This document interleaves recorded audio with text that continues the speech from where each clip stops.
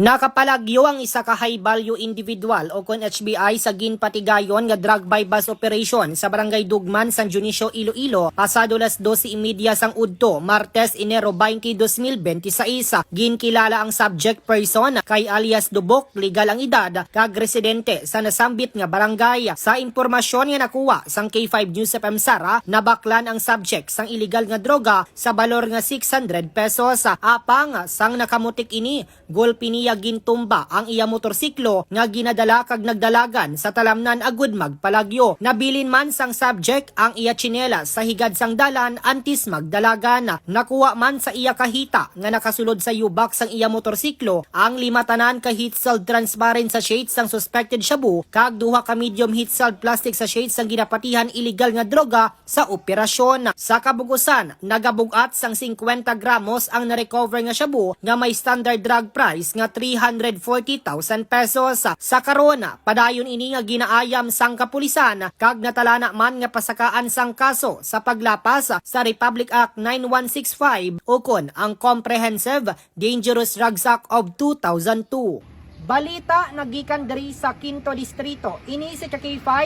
Reggie Plazuela Di Mayo para sa kampiyon nga balita, serbisyo publiko kag kalingawan sa Quinto Distrito.